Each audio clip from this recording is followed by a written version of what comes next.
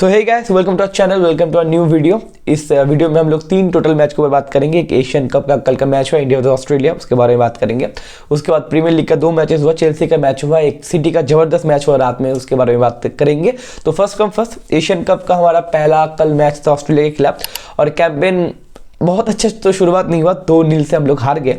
तो अभी हमको क्या करना चाहिए? डिमोटिवेट हो जाना चाहिए या फिर प्लेयर को गाली वाली देना चाहिए? एकदम नहीं, क्योंकि कल का अगर कोई मैच देखा है तो बट अभी we are really proud of our guys, because Australia जैसी टीम, देखो कॉन्टेक्स्ट के ऊपर अगर बात करें तो इंडिया का रैंक अभी 102 है, राइट, एंड ऑस्ट्रेलिया का रैंक अभी 25 है। And Australia is world cup team, क्योंकि वर्ल्ड कप में हम लोग जानते हो राउंड ऑफ 16 में ऑस्ट्रेलिया क्वालिफाई किया था। और अर्जेंटीना जो वर्ल्ड कप चैंपियन हुआ है, उनमें उनसे वो लोग 2-1 से मैच हारे थे, राइट। अर्जेंटीना को कहीं ना कहीं फंसा लिए थे ऑस्ट्रेलिया। अब उस ऑस्ट्रेलिया से आप खेल रहे हो, मैक्सिमम लोग तो ये प्रेडिक्ट कर रहे थे कि 5-0 6-0 हो जाएगा, पीस देगा, खा जाएगा इंडिया को, राइट। एंड ऑस्ट्रेलिया कहने की इस साल में इंग्लैंड से या अर्जेंटीना से भी फ्रेंडली खेला है, राइट। एंड हम लोग किन टीम से खेलते हैं आप लोग जानते हो। पिछले साल although we won 3 cups, but कहने की उसका क्वालिटी और ऑस्ट्रेलिया का अगर पूरे साल का या 4-5 साल का जो प्रिपरेशन हुआ है उसका क्वालिटी बोलो जमीन आसमान का फर्क है। कम से कम 4 गुना ज्यादा अच्छा टीम है कि 25 और 102 या 103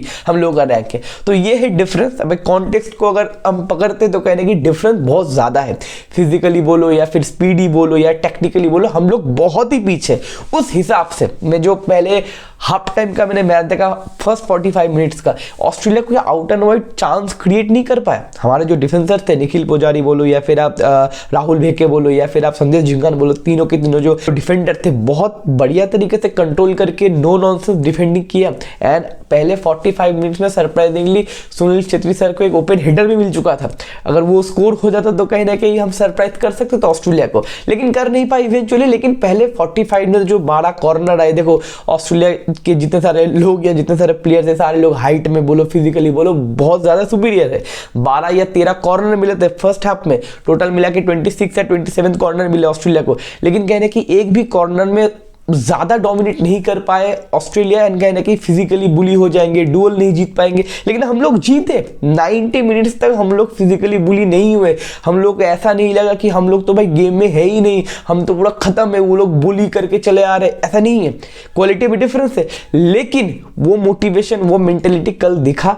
103 रैंक से एक टीम से जो दिखना चाहिए उससे ज्यादा दिखा, राइट। तो कहने की it's high time to support, right. हम लोग वॉच लोग नहीं कर पाए, लेकिन अगला जो मैच है उज्बेकिस्तान के साथ, उसका हम गारंटी वॉच लोग करेंगे। और कहने के इस मैच से अगर पॉजिटिविटी लेना है तो कल संदेश झिंगान को आप देख सकते हो, एक हेड इंजरी के बाद उन्होंने की पट्टी बांध के फिर से मैदान पे चले और 90 मिनट्स तक सर्विस दिया इंडियन टीम को, राइट। एंड निखिल पुजारी बोलो, राहुल भेके बोलो, मैंने बोला सुनील छेत्री सर बोलो, पैचेस में अच्छे लगे थे, राइट। कहने कि हमारे पास कोई स्पीडी विंगर नहीं था, इसलिए हम लोग कोई काउंटर में नहीं खुल रहे थे। तो ये डिफरेंस तो रहा, लेकिन mentally wise we are very proud. And कहने की कल का जो फाइट देखने को मिला, हम लोग ये आशा करते हुए कि 5-6 साल पहले जो इंडियन फुटबॉल था एक अलग दिशा पे अभी इंडियन फुटबॉल जा रहा है। लेकिन देखो अब प्रॉब्लम क्या है, लोग गाली दे रहे प्लेयर्स को, लोग गाली दे रहे कोच को, राइट। देखो कहीं ना कहीं एज अ क्रिकेट फैन, मैं क्रिकेट फैन भी हूँ। क्रिकेट में बीसीसीआई या आईपीएल को जितना सर्विस मिलता है, जितना पैसा बोलो, ऑर्गेनाइज बोलो या फिर सपोर्ट बोलो, उसका आधा क्या उसका 10% भी नहीं मिलता, राइट। हम लोग को फ्रेंडली खेलने के लिए नहीं मिला, प्रैक्टिस करने का सेशन नहीं मिला, कहने की एक 2 महीने का कैंपेन भी नहीं मिला। और एंड अपोजिट ऑस्ट्रेलिया जैसी टीम, उन लोगों का 1 साल का प्रिपरेशन देखो या 1 साल का फ्रेंड भी देखो, बहुत क्वालिटी ओपोनेंट के साथ, मैंने पहले बताया बहुत क्वालिटी ओपोनेंट से वो लोग खेलते, उनका प्रिपरेशन कुछ अलग लेवल पे रहता है। तो limited resources, limited quality and limited practice session बोलो या फिर सपोर्ट के साथ अगर ये एक टीम इस तरीके से पुट कर सकता है एफर्ट एक वर्ल्ड कप टीम के साथ, तो कहने कि हम लोग अगर कोई बेटर सर्विस दे या फिर फुटबॉल ऑर्गेनाइजेशन से कुछ बेटर सर्विस मिले इस प्लेयर को, राइट, आई होप ये प्लेयर आगे जाके बहुत शार्प कुछ कर सकते हैं, आगे जाके बेहतरीन कुछ कर सकते हैं। एंड आई होप उज्बेकिस्तान के खिलाफ हम लोग एक अच्छा परफॉर्मेंस पुट करें। उज्बेकिस्तान भी हमसे बहुत आगे है, लेकिन दे आर इन 68 रैंक, तो ऑस्ट्रेलिया से थोड़ा हमें हल्का टीम मिलेगा। एंड आई होप उस मैच में तो एक विन या फिर एक ड्रॉ देखने को मिले। एंड वॉच लोग करेंगे, आप सारे लोग जुट जाना, मजा आएगा। एंड इंडिया को जोड़ जुट से सपोर्ट करेंगे, राइट। एंड देखते हैं आगे जाके इस एशियन कप में क्या कर पाता है इंडिया। एंड सपोर्ट तो मिलेगा, सपोर्ट तो रहेगा, तो let's hope for the best, right. तो वहां से हम लोग मूव करेंगे प्रीमियर लीग में। प्रीमियर लीग में 2 मैच हुए एंड पहला मैच के ऊपर बात करेंगे चेल्सी वर्सेस फुलहम। अगर इस मैच का अगर शॉर्ट में रिव्यू बताए तो एज अ चेल्सी फैन यही कहेंगे बच गए, राइट, क्योंकि बहुत अट्रैक्टिव मैच नहीं था। पहले हाफ में उनका जो ब्रोजा जो सेंटर फॉरवर्ड थे उनका एक हेडर उनको मिला था, उसके बाद कहीं आउट एंड आउट कोई चांसेस क्रिएट नहीं किए। स्टैनफोर्ड ब्रिज में मैच था, कहने कि होम एडवांटेज अभी चेल्सी के पास था। अभी होम एडवांटेज क्या बोले, मिडिल ब्लो से चेल्सी हार के आ रहा है, कहीं पर भी एडवांटेज नहीं है अभी। चेल्सी वो मोमेंटम में नहीं है, वो रिदम में नहीं है, कहने के अंदर बहुत कुछ गड़बड़ है चेल्सी का।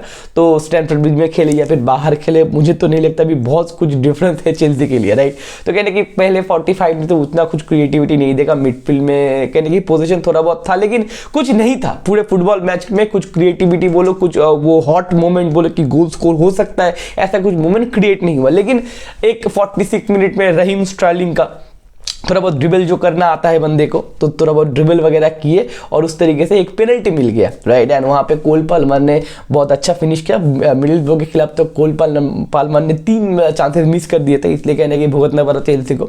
तो उसका पाप का प्रायश्चित करते हुए कोल पाल्मर एक बंदे ने पेनल्टी अच्छे से लिया एंड कहने की 1-0 का लीड दे दिया। वही लीड कहने के इवेंचुअली लास्ट में जाके वही डिफरेंस क्रिएट हुआ एंड बेयर मार्जिन से चेल्सी मैच जीत गया। लास्ट में 1-2 चांसेस क्रिएट हुए थे। कॉर्नर गैलेगर का एक आउटसाइड कर लिया था जो पोस्ट हिट कर गए थे। एंड कॉर्नर गैलेगर ऐसा एक मिडफील्डर है चेल्सी में जो कहने की थोड़ा बहुत दिख के लग रहा है कि कंफ्यूज नहीं बंदा। काइसेडो बोलो, एंजो फर्नांडिस बोलो, एक मैच अच्छा खेलते हैं, दूसरे मैच में कंफ्यूज लगते हैं कि उनको देख के लगता है कोई प्लानिंग नहीं है, कोई प्लॉटिंग नहीं है, कोई कनेक्शन नहीं है, केमिस्ट्री कुछ नहीं है।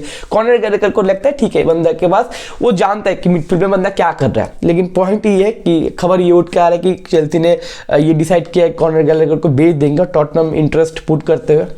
तो आई डोंट नो चेल्सी के अंदर क्या हो रहा है। एक बंदा जो थोड़ा बहुत एक्टिव लग रहा है, थोड़ा बहुत प्रोडक्टिव लग रहा है, उसको बेचने की बात कर रहे हो। तो आई डोंट नो कि कौन से डायरेक्शन में चेल्सी जा रहा है। टॉड बोली क्या करना चाहते हैं चेल्सी को लेके। टॉड बोली के चेल्सी को रिलीगेट करना चाहते हैं, चैंपियनशिप का चैंपियन बनना चाहता है, आई डोंट नो। तो देखना पड़ेगा आने वाले मैच में चेल्सी क्या करेगा। लेकिन चेल्सी का गेम प्ले बोलो या कहीं ना कहीं मैच में कंट्रोल बोलो, जो भी हो, चेल्सी का जो इंपॉर्टेंट चीज़ है अभी जो उनका जो 3 पॉइंट्स मिला। अभी चेल्सी 8th पोजीशन पे मैनचेस्टर यूनाइटेड से ऊपर उठ चुका है। हमने पहले वीडियो में डिस्कस किया कि चेल्सी अब आगे बढ़ चुका है मैनचेस्टर यूनाइटेड तक। तो कहीं ना कहीं यहाँ से एक मोमेंटम क्रिएट होना चाहिए चेल्सी के लिए। ये 3 पॉइंट थोड़ा बहुत मोटिवेशन देगा और आने वाले मैचेस में इस मोटिवेशन को कैरी फॉरवर्ड करना पड़ेगा चेल्सी के लिए, क्योंकि अब जानते हो चेल्सी का सीजन उतना खास जा नहीं रहा है। मैक्सिमम टाइम उन लोग मिड टेबल के नीचे रहे, मिड टेबल के पहली बार वो लोग ऊपर आए। अब देखना पड़ेगा आने वाले मैचेस में पोचेटिनो चेल्सी कैसे एंटीसिपेट करेगा। इनको को बोले लाविया बोलो, वापस तो आ ही चुके लेकिन 100% अभी तक फिट नहीं है। और उनका एक प्लेयर है मुदिए के, उसको थोड़ा मुझे अच्छा लगा, थोड़ा बहुत डायरेक्ट प्लेयर है, लेकिन सारे बहुत यंग है। टाइम थोड़ा लगेगा पोचेटिनो को, लेकिन ज्यादा टाइम पोचेटिनो के पास नहीं है क्योंकि ऑलरेडी पिछले सीजन चेल्सी 12 या 13 में फिनिश किया था। इस बार भी कहने के अभी 9th पोजीशन पे, ठीक है, यहाँ से कहने के प्रोग्रेस होना पड़ेगा, राइट। अभी 3rd मैच की बात करते हैं। बहुत ही बढ़िया मैच था, ब्लॉकबस्टर मैच था, न्यूकासल वर्सेस मैन सिटी का। उनके न्यूकासल के होम सेंट जेम्स पार्क में था।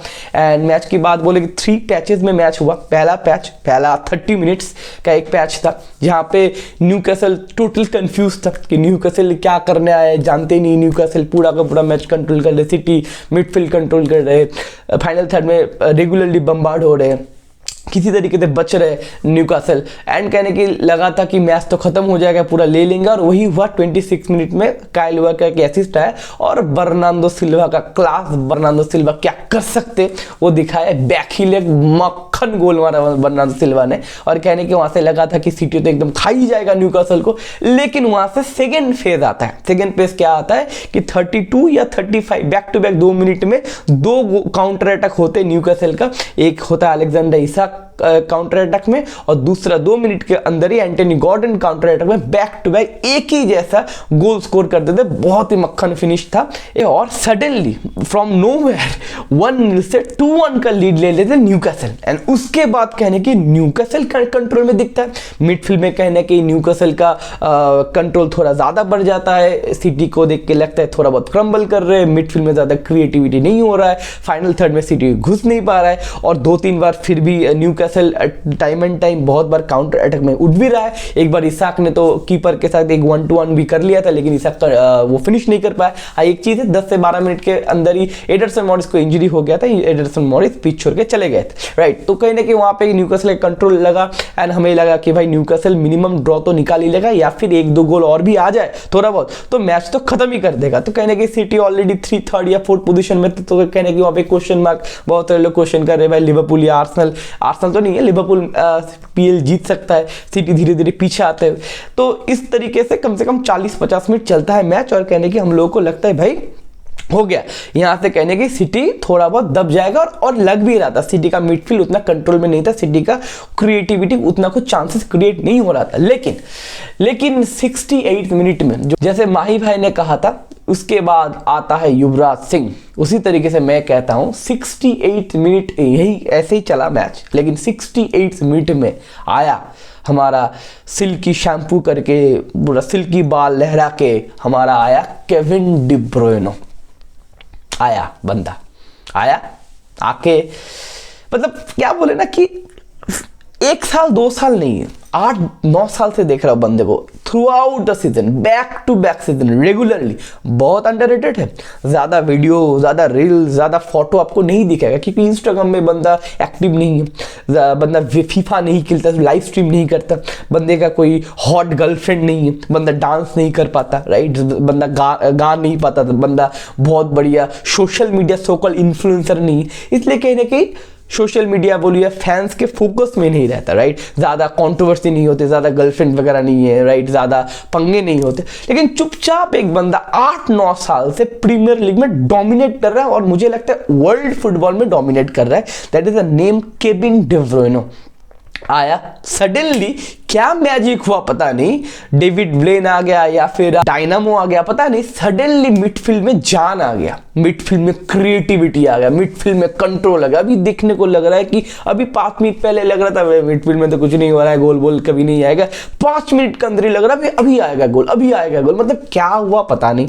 तो डी ब्रुयने साहब ने अपना काम शुरू कर दिया, रन फाइंड करना शुरू कर दिया, प्रोग्रेशन पास करना शुरू कर दिया, एडवेंचरस पास निकालना शुरू कर दिया। लेकिन डी ब्रुयने साहब कल सोच रहे थे कि भाई कम से कम 4-5 महीने से मैं बाहर हूँ, थोड़ा बहुत एसिस्ट वैसे तो देता था, लाइफ में बहुत एसिस्ट वगैरह दिए, तो अभी 4th पोजीशन पे टोटल पीएल में जो जितने सारे हाईएस्ट एसिस्ट प्रोवाइडर है, अभी 4th पोजीशन में डी ब्रुयने, 103 एसिस्ट हो गया। आई थिंक रूनी के साथ उनका मैचअप हो गया, अगले मैच में एक एसिस्ट देंगे तो वो फाइनल 3rd पोजीशन में चले जाएंगे। नंबर 1 पे गिग्स है, सेकंड में आई थिंक फ्रैंक लैम्पार्ड है, 3rd में केविन डी ब्रुयने आ जाएगा। तो कहने की डी ब्रुयने साहब सोच रहे थे कि भाई एसिस्ट वगैरह तो बहुत दे दिया, 5-6 महीने फुटबॉल नहीं खेला, तो हटाओ यार एक गोल कर देते, राइट। तो उन्होंने सोचा कि बॉक्स से बाहर से एक बैंगर मार देते, तो एक बंदे को नटमैग करके, बंदा कौन था याद नहीं आ रहा, उस बंदे को नटमैग करके बैंगर मार दिया और गोल ही मार दिया बंदे ने, राइट। और 2-2 इक्वलाइज हो गया। तो उसके बाद फिर से शुरू हुआ बम्बार्ड, फिर से क्रिएटिविटी दिखाना शुरू हुआ, ऐसे करके 90 मिनट हो गए। बहुत सारे लोगों को उम्मीद दे दिया अभी ड्रॉ निकलेगा, आर्सेनल सोच रहा था ये ड्रॉ निकल गया, लिवरपूल फैन सोच रहे थे ये, सिटी ने 2 पॉइंट ड्रॉप कर दिया। फिर इस पिक्चर में आप देखो केविन डी ब्रुयने यहां से इस भीड़ के बीच में से वो देख लिया, बॉब बोल के एक बच्चा, पता नहीं कौन है, पता नहीं एकेडमी प्लेयर है, पता नहीं, बॉब बोल के एक बच्चा रन ले रहा है, कैसे देख लिया पता नहीं, 90+2 मिनट में वहां से असिस्ट मार दिया, और बॉब ने भी एक बहुत बढ़िया ड्रिबल करके गोल स्कोर कर दिया। और लिवरपूल बोलो या आर्सेनल बोलो या फिर एस्टन विला बोलो, जितने सारे लोग हैं जो पीएल जीतने की थोड़ा ख्वाहिश लेते हुए, उसके ऊपर पानी फेर के मैच जीत लिया सिटी ने। And the statement is Kevin De ब्रुयने is back. देखो हालांड कल नहीं था, लेकिन ये चीज होता है ना कि मैक्सिमम फुटबॉल फैंस किन के होते हैं, जो गोल स्कोर करते हैं। मेसी रोनाल्डो को अगर हटा दिया जाए, क्योंकि हर एक कॉन्वर्सेशन में मेसी रोनाल्डो को लाना उचित नहीं होगा, क्योंकि मेसी रोनाल्डो एक अलग जॉनरा है, राइट। लेकिन मैक्सिमम हम लोग क्या फोकस करते हैं कि गोल किसने दिया, राइट। फुटबॉल में ऐसा बहुत सारे लोग हैं जो लाइमलाइट में नहीं आते, पीछे रह के मैजिक दिखाते हैं और वो पीछे रह के मैजिशियन का एक लिस्ट अगर निकले तो वन ऑफ द टॉप में या वन ऑफ द बेस्ट कोई वही मैजिशियन केविन डी ब्रुयने होगा कि 20 मिनट के अंदर मैच अगर 180 डिग्री कोई घुमाया कल, दैट इज केविन डी ब्रुयने। तो यही है थ्रेट, यही है मैनचेस्टर सिटी का क्वालिटी, यही है केविन डी ब्रुयने, यही है कहीं ना कहीं मैनचेस्टर सिटी का डोमिनेशन। एक गया तो दूसरा आएगा, दूसरा गया तो तीसरा आएगा। एक अगर उनका जो एलिट गोल स्कोरर है हालांड नहीं है, लेकिन फिर भी उनका उतना फर्क नहीं पड़ रहा क्योंकि उनके पास वो डेप्थ है। इस गेम में भी फिल फोडेन नहीं था, ग्रिलिश को कहीं ना कहीं इन्वॉल्व नहीं किया गया उतना, राइट। ये है डेप्थ, ये है मैनचेस्टर सिटी, क्योंकि देखो ऐसे ही 6-7 साल से इतना डोमिनेशन नहीं दिखा पा रहा सिटी। तो at the end of the day city 3 points लेते हुए एंड लिवरपूल का टेंशन बढ़ते हुए, और आर्सेनल तो मुझे लगता है गेम में अभी है, एस्टन विला भी गेम में नहीं है। तो घुमा फिरा के मुझे फिर से लगता है कि सिटी ही बहुत रिसर्च करके, बहुत टैक्टिक्स सजा के, पूरे वर्ल्ड के जितने सारे पंडित है बहुत टैक्टिक्स लगा के बहुत बैठे हुए थे 6-7 महीना, लेकिन मुझे लगता है कि घुमा फिरा के सिटी ही इस बार का पीएल उठाएगा, राइट। तो ये है हमारा रिव्यू। अगर अच्छा लगा वीडियो तो लाइक सब्सक्राइब वगैरह कीजिएगा। और आज एक वॉच चलोगे, 2 वॉच चलोगे, बट बस 10 बजे से यूनाइटेड वर्सेस टॉटनहम का मैच होगा, उसके बाद 12:30 बजे से एल क्लासिको, दोनों मैच का हम लोग वॉच चलोंग करेंगे। ज्वाइन कर जाना, तो वहाँ पे बातचीत करेंगे और भी कुछ डिस्कशन वगैरह करेंगे। तो take care, bye bye, see you in watch चलोंग, सायोनारा।